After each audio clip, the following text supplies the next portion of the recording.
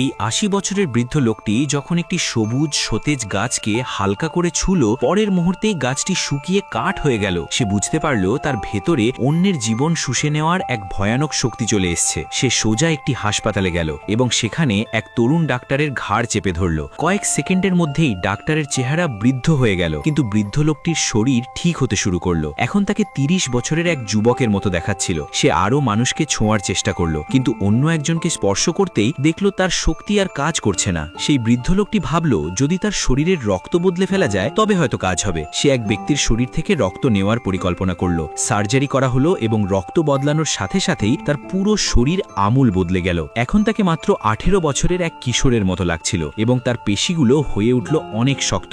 মানুষকে ইমপ্রেস করার জন্য সে এক বিশাল মিট আপ শো এর আয়োজন করল। স্টেজের পেছনের দেওয়ালে তার ৮০ বছরের পুরনো একটি ছবি লাগানো ছিল। সেটি দেখা মাত্রই সে প্রচণ্ড রেগে গেল এবং দেওয়ালে এমন জোরে এক ঘুষি মারল যে দেওয়ালটি ধসে পড়ল, যেন তার শরীরে থরের শক্তি চলে এসছে। চারপাশের মানুষ ভয়ে পিছিয়ে গেল। এবার সে সবার সামনে নিজের অলৌকিক ক্ষমতা দেখানোর সিদ্ধান্ত নিল।